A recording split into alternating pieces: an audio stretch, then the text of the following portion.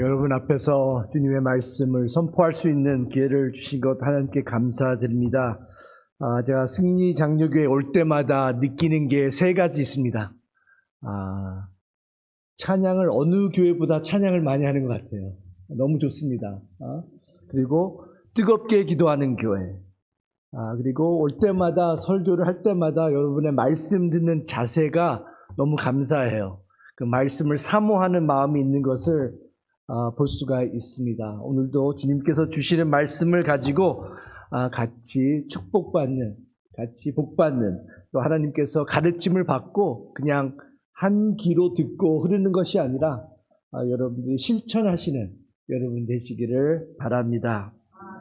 예. 우리 크리스찬들이 좋아하는, 어쩌면 가장 좋아하는 단어가 무엇인지 아십니까? 축복이라고 생각을 합니다. 그렇죠? 누구나 다 축복받기를 원합니다. 그래서 어느 미국 목사님이 축복은 무엇인가 누가 질문을 했을 때 그분이 축복을 이렇게 대답을 했습니다. 그분이 얘기하신 것이 뭐냐면은 Blessing is the tangible touch of God. 쉽게 얘기해서 축복은 만져 알 수 있는 하나님의 손길이다. 이거 만져 알 수 있는 하나님의 손길이 바로 축복이다. 겁니다. 그래서 저희들이 기도할 때마다 축복을 달라고 하나님께 기도를 합니다.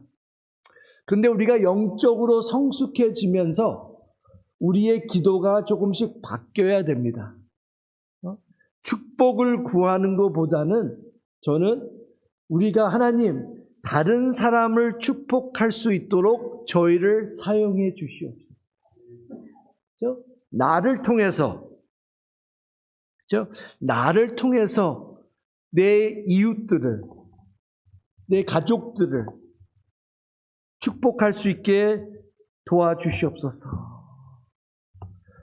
피부로 느낄 수 있게 저와 여러분이 주님께서 저희들이 축복의 통로가 되어 다른 사람들이 피부로 느낄 수 있게 그 하나님의 사랑을, 축복을 피부로 느낄 수 있게 하기를 바랍니다.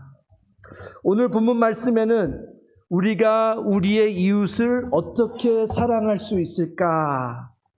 어떻게 하면 우리 이웃들에게 축복의 통로가 될 수 있을까? 라는 말씀이 여기 나와 있습니다.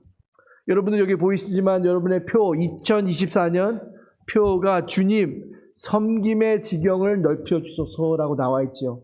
주보에도 나와 있고 여러분들 매번 예배 드릴 때마다 그것을 봅니다. 우리의 섬김의 지경을 넓혀달라고 기도할 때 주님께서는 어떻게 우리에게 대답을 하시냐면은 그것은 한 영혼부터 시작한다고. 한 사람부터 네가 한 사람을 사랑할 때 그것이 바로 섬김의 시작이다 라고 말씀해 주고 계십니다.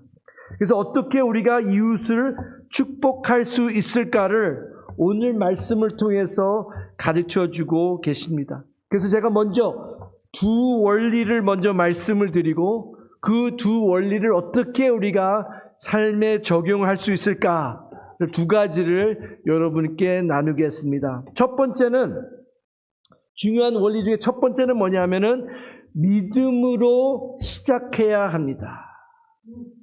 믿음으로 시작을 해야 됩니다. 5절에 나와 있습니다. 5절 다시 보세요.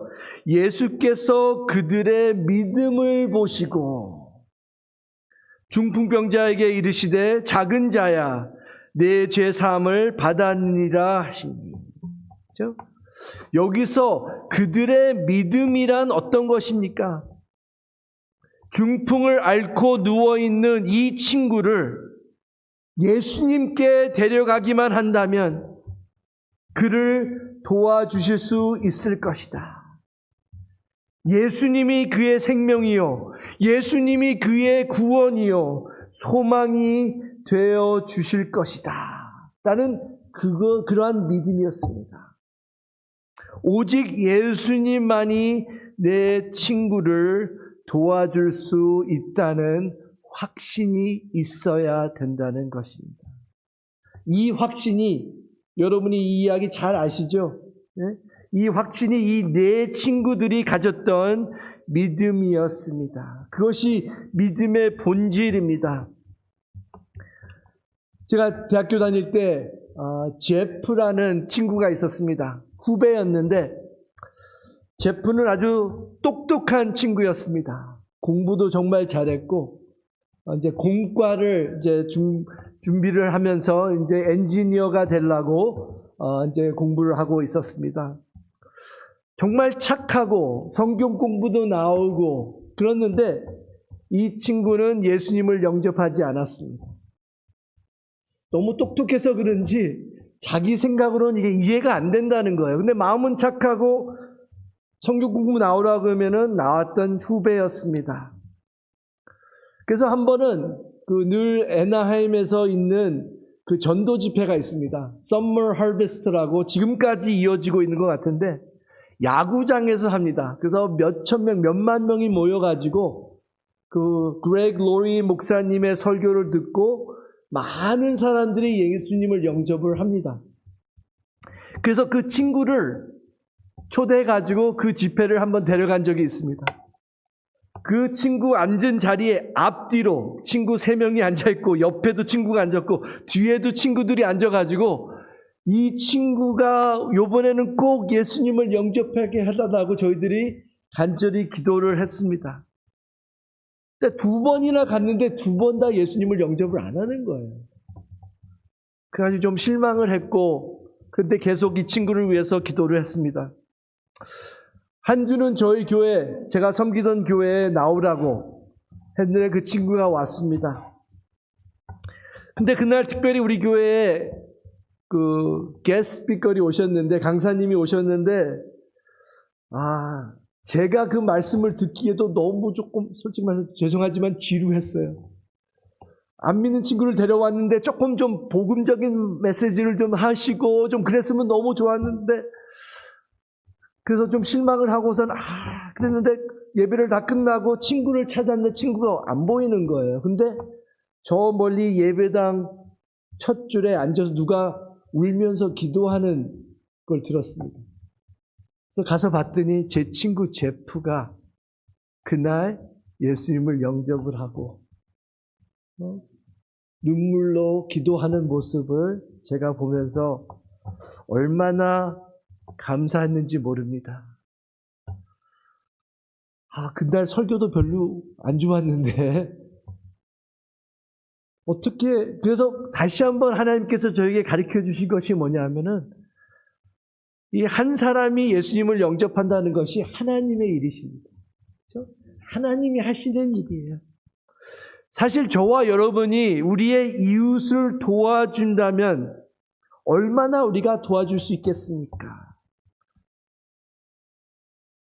나는 도울 수 없어도 내가 도와주어야 할 그 사람을 주님 앞으로 데리고 갈 수는 있습니다. 그러면 주님이 그 사람을 도울 수 있지 않으시겠습니까? 여기서 그리스도인의 사랑의 사역이 시작되는 것입니다. 여러분 주변에 지금 주님을 모르고 사시는 분들 있으시죠? 가족들일 수도 있고 이웃들일 수도 있고 같이 일하시는 분도 있을 거고 여러분의 비즈니스에 찾아오시는 손님들도 있을 수 있습니다. 그분들이 가장 필요한 것이 무엇입니까? 그것은 바로 그리스도와의 만남이죠. 그렇죠? 그래서 저와 여러분이 그러한 믿음을 가지고 그들을 위해서 기도를 시작해야 되고 우리가 믿음을 가지고 오직 예수다. 그 사람을 도와줄 수 있는 사람은 예수님밖에 없다라는 그러한 확신을 가지고 그러한 믿음을 가지고 그들을 위해서 기도하고 그들을 교회로 초대하고 그들에게 예수님의 복음을 전하고 그래야 된다는 것입니다. 여기서 그리스도인의 사랑의 사역이 시작된다는 것입니다. 나의 도움에는 한계가 있지만 주님이라면 엄청난 도움이 되어 줄 수 있습니다. 우리가 이 사실을 믿어야 된다는 것입니다. 그래서 첫 번째는 믿음으로 시작해야 됩니다. 두 번째 원리는 뭐냐면은 행함으로 우리의 믿음을 나타내야 합니다. 그렇죠? 첫 번째는 믿음으로 시작해야 되고 두 번째는 행함으로 우리의 믿음을 나타내야 합니다. 야고보서에서 그렇죠? 행함이 없는 믿음은 죽은 것이다. Faith without deeds is dead. 그렇죠? 본문에서 이 병자의 친구들이 자신들의 믿음을 행함으로 나타내는 것을 우리가 볼 수가 있습니다. 그렇죠? 주님이 우리 친구를 도와줄 테니 주님 앞에 맡기고 기도하면 되지 뭐 하면서 주님이 도와주시지 않겠는가 하고 어떻게 해서라도 사람들이 너무 많이 모여서 예수님 앞으로 못 가서 지붕에까지 올라가서 지붕에 구멍을 내고 친구를 내리는 그런 모습을 우리가 볼 수가 있는데 그들은 그들의 믿음을 행함으로 나타냈다는 것입니다. 2절에 나와 있죠. 많은 사람들이 모여서 문 앞까지도 들어설 자리가 없게 되었는데 예수께서 그들에게 도를 말씀하시더니 병든 친구를 데리고 예수님께 가고자 했습니다. 그러나 너무 많은 사람들이 예수님을 애워싸고 있어 갈 수 없었습니다. 나아갈 길이 막혔습니다. 그러나 그들은 포기하지 않았습니다.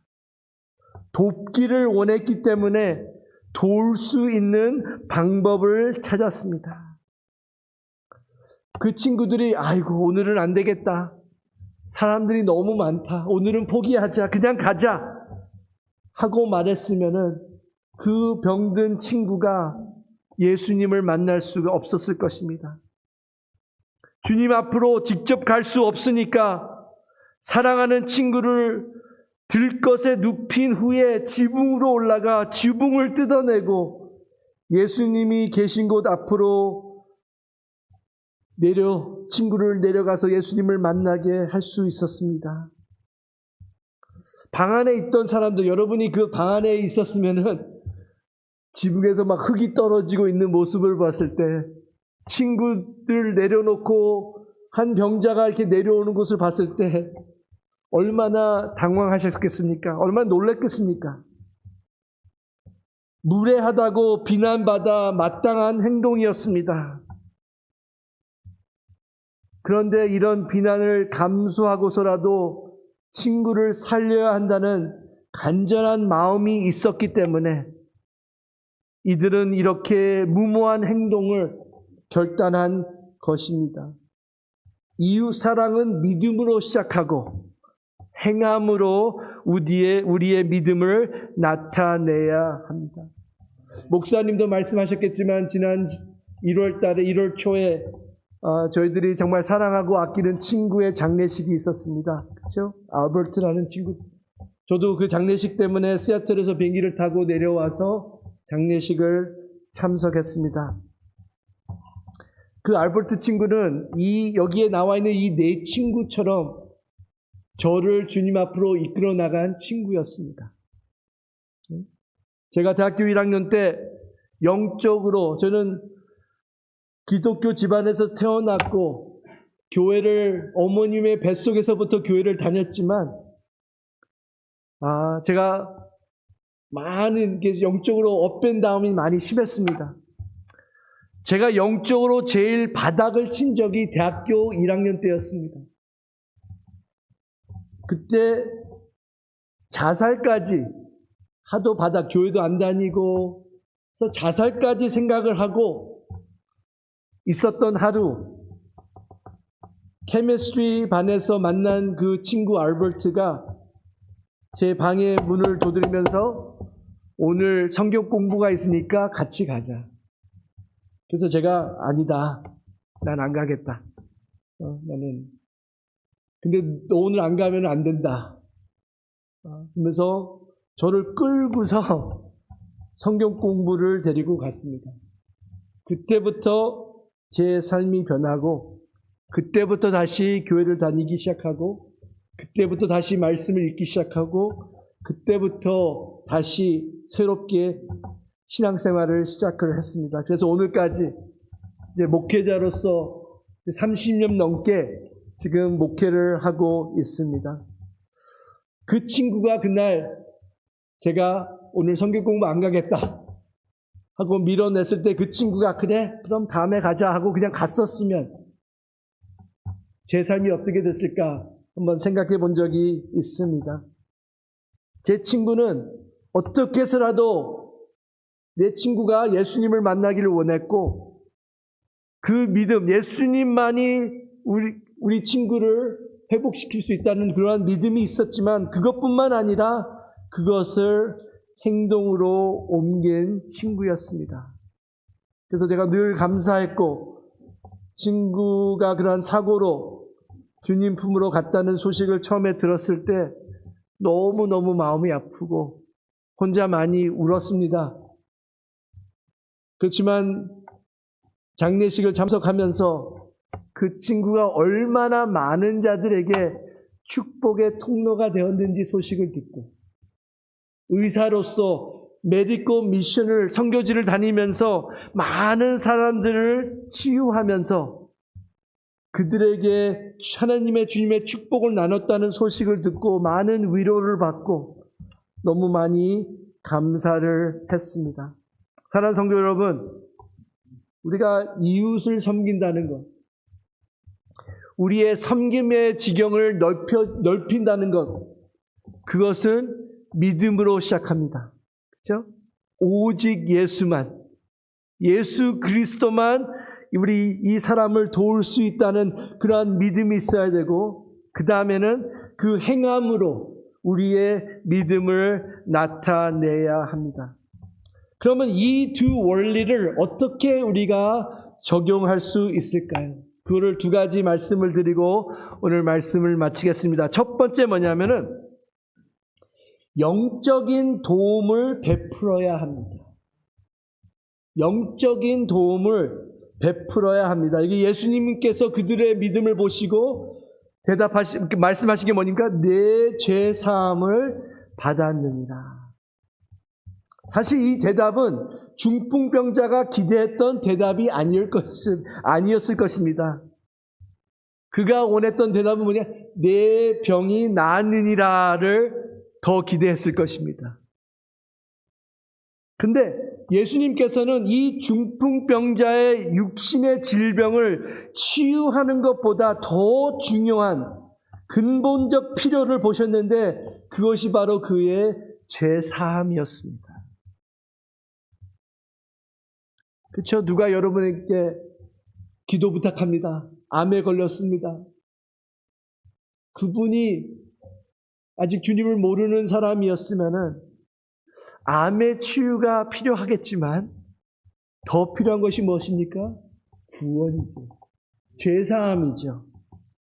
그래서 그 인간의 불행, 허무, 방황은 무엇 때문입니까? 바로 죄 때문입니다. 죄사함은 인간이 부딪히는 가장 근본적인 필요임을 믿으십니까? 네. 천사가 마리아와 요셉에게 나타났을 때 예수님이 이 땅에 오신 목적이 무엇이라고 말했습니까? 아들을 낳으리니 이름을 예수라 하라. 예수의 뜻은 구원입니다. 죄에서 구원하기 위해 오신 것입니다. 예수님이 오신 근본적인 목적이 바로 그것입니다.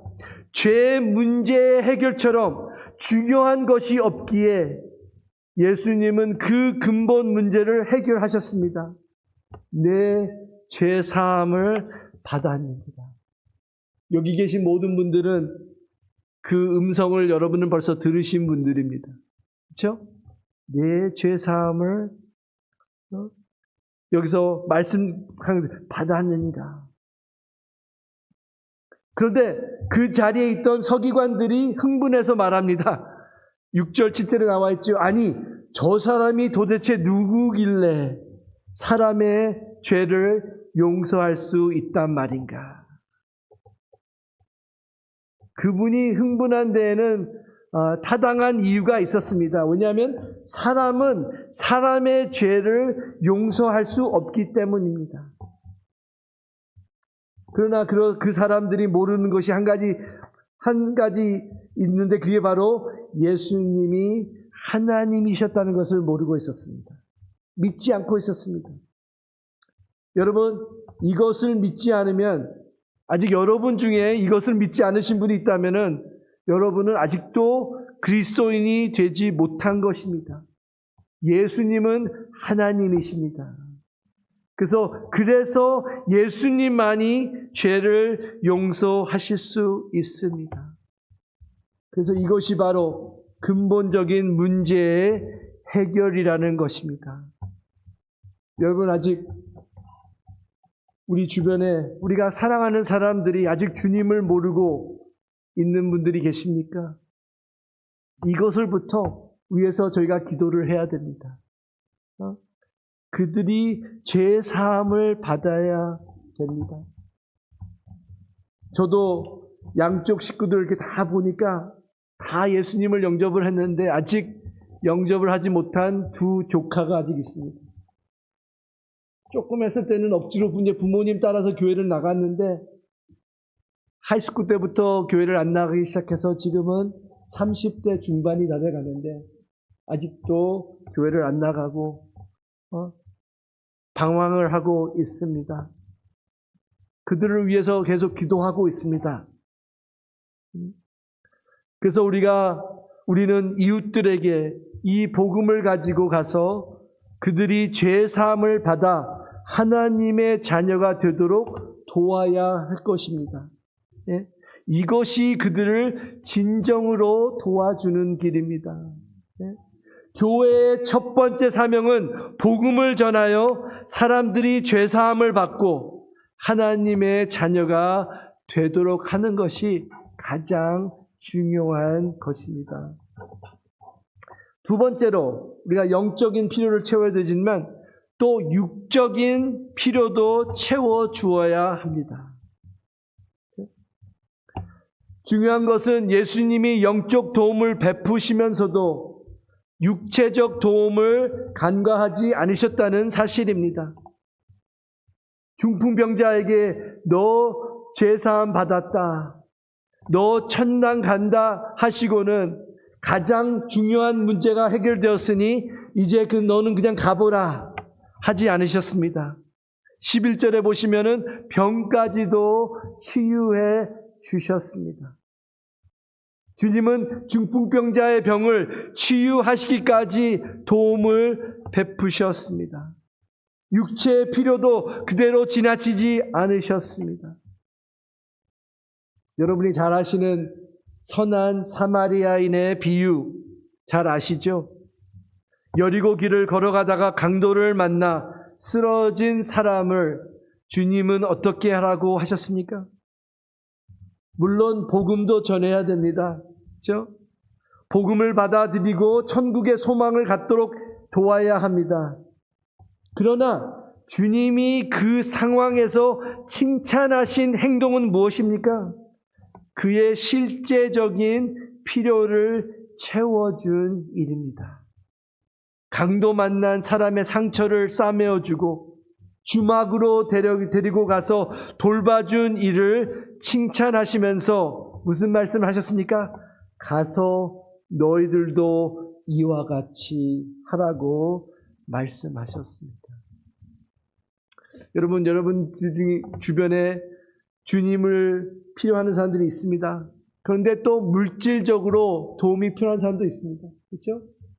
그들한테 가가지고 계속해서 예수님 믿으라, 교회 나오라 얘기하는 것도 좋지만 정말 그들이 도움이 필요한다 그러면 여러분이 도와드릴 수 있다면 여러분께서 그분을 필요한 것을 복음뿐만 전하는 것이 아니라 그의 육적인 필요도 채워주셔야 된다는 것입니다. 저희 교회는요, 제가 두 번째로 나이가 제일 많습니다. 근데 저 위에 계신 분은 연세가 91세 분이 계세요. 91세 다음에 접니다.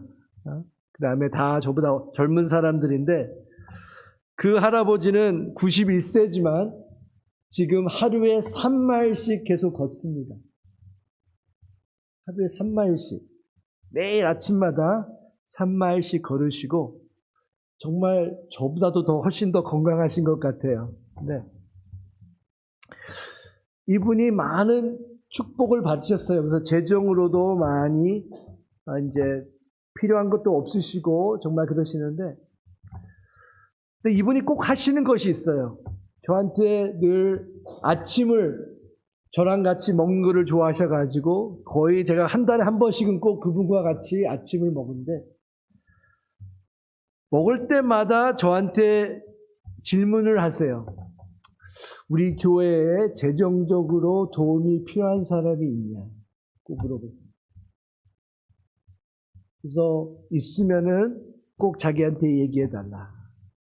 또 저희가 멕시코 선교를 하는데, 또 캄보디아도 선교를 하는데, 선교 여행을 갈 때 학생들이 많이 가는데 선교비가 없어서 모질란 사람이 있느냐 하고 꼭 물어보세요. 그러면 몇 사람이 지금 필요하는데, 그러면 말씀을 드리면은 그분을 위해서 헌금을 딱 필요한 만큼, 대신 내가 줬다는 말 하지 말라.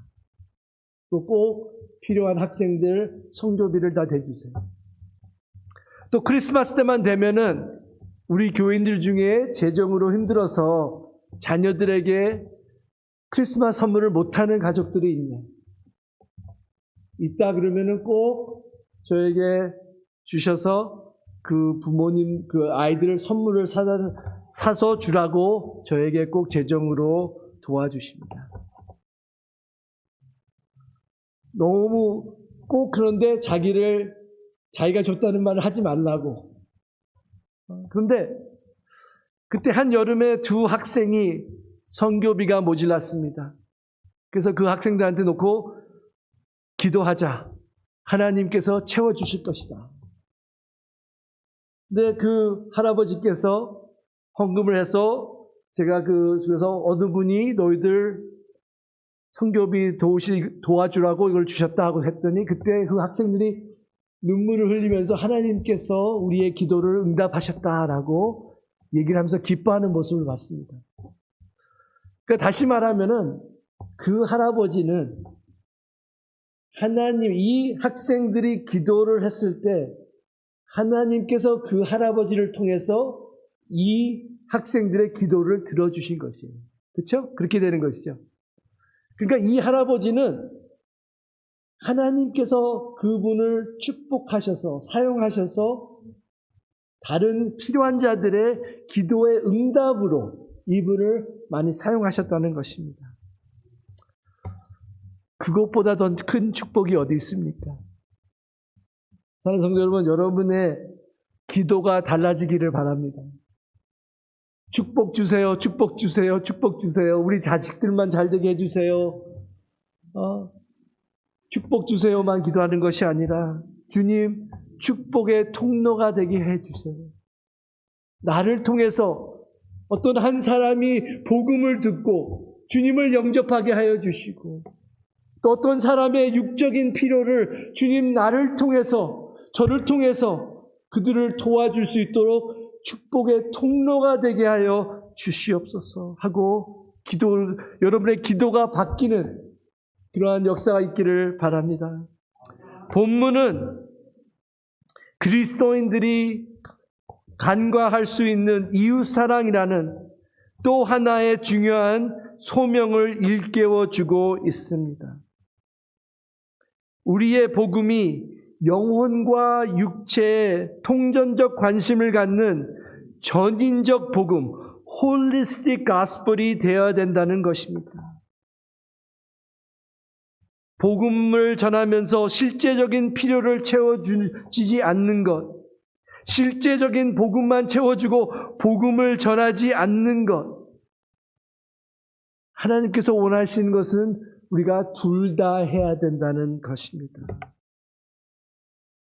여기 마가복음 2장에 나온 것, 이 네 친구들처럼 우리 승리장로교회 성도님들이 한 생명을 위하여 희생할 수 있는 우리 승리장로교회 성도님 되시기를 주님의 이름으로 축원합니다. 다 같이 기도하시겠습니다.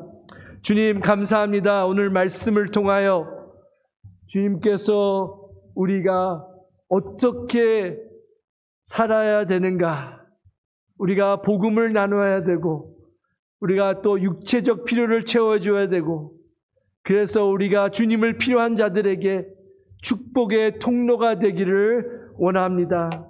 정말 주님 섬김의 지경을 넓혀 주소서라고 기도하고 있는 우리 승리장로교회 성도님 한 분 한 분에게 정말 한 생명을 위하여, 한 영혼을 위하여, 한 사람을 위하여 이렇게 헌신할 수 있는 그러한 마음을 허락하여 주시옵소서.